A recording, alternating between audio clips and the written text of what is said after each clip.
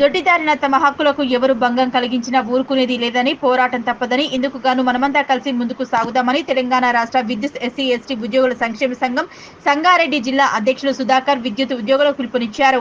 బుధవారం సంగారెడ్డి జిల్లా కేంద్రంలోని విద్యుత్ కార్యాలయం ఆవరణలో తెలంగాణ విద్యుత్ ఎస్సీ ఎస్టీ ఉద్యోగుల జేఏసీ పిలుపు మేరకు తెలంగాణ రాష్ట్ర విద్యుత్ ఎస్సీ ఎస్టీ ఉద్యోగుల సంక్షేమ సంఘం ఆధ్వర్యంలో మధ్యాహ్న భోజన విరామ సమయంలో నిరసన తెలిపారు. ఈ సందర్భంగా ఆ సంఘం జిల్లా అధ్యక్షుడు సుధాకర్ మాట్లాడుతూ వివాదాస్పదమైన ఆర్డర్లను రద్దు చేయాలని, కాన్సిక్వెన్షియల్ సీనియారిటీని కొనసాగించాలని డిమాండ్ చేశారు. ఆర్టిజన్ల డిమాండ్స్ కన్వర్షన్ ఏపీఎస్బీబీ సర్వీస్ రూల్స్ వర్తింపజేయాలని అన్నారు. ఎస్సీ ఎస్టీ ఉద్యోగులు చట్టపరంగా తమ హక్కుల కోసం పోరాటం చేయకుండా మౌనంగా ఉంటే అణచివేస్తారని, ఇందుకు గాను మన హక్కులకు మనం అడుగుదామని ఆయన అన్నారు. అంతకు ముందు వక్తలు ప్రసంగించారు. ఈ కార్యక్రమంలో జిల్లా సెక్రటరీ సంతోష్, భాస్కర్, యాదయ్య, శివకుమార్, సంజీవరావుతో పాటు ఎస్సీ ఎస్టీ విద్యుత్ ఉద్యోగులు పాల్గొన్నారు.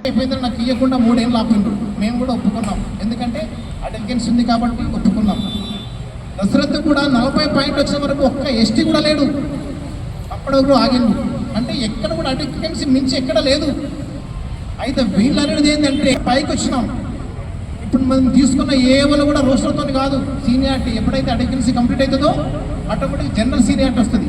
ఇది చెప్పకుండా వాళ్ళు ఏదో మీరు ఎస్టీలుగా ప్రమోషన్లు తీసుకుంటున్నారు, మీరు ఎక్కువైపోతున్నారు కాబట్టి మనకు ఎస్సీ ఎస్టీ ప్రమోషన్లు వద్దు తీసేయండి అని పైకి చెప్పేది ఒకటి, లోపల చేసేది ఒకటి. దీని గురించి మామూలు వ్యక్తులు కాదు, ఎస్సీ కానీ ఎస్ఓ కానీ టీ కానీ అందరూ కూడా మన జాతికి వ్యతిరేకమే.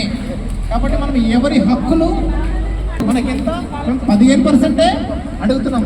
కాబట్టి మనం అడగకపోతే మనం మౌనంగా ఉంటే మన కాళ్ళ కింద పెట్టేసి ఏం చేస్తారు, అలా చేస్తారు. కాబట్టి మన హక్కులు మనం అడుగుదాం. మామూలు తెలిసిన వ్యక్తి 5వ తరగతి తెలివిన్న వ్యక్తి కూడా తెలుసు ఏంటంటే రాజ్యాంగం ఉంది కాబట్టి మనకు ఇంప్లిమెంట్ చేస్తున్నారు. మన రిజర్వేషన్లు తీసేయాలంటే ఎక్కడ మార్పులు జరగాలి, కాన్స్టిట్యూషన్లో.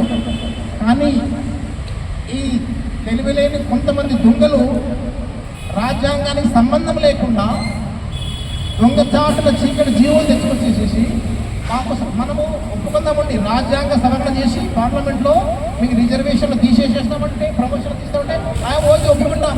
కానీ చట్టరూపం కాకుండా దొడ్డిదారిలో రిజర్వేషన్లు తీసేస్తామంటే మనం ఎవ్వరు కూడా ఒప్పుకోవాల్సిన అవసరం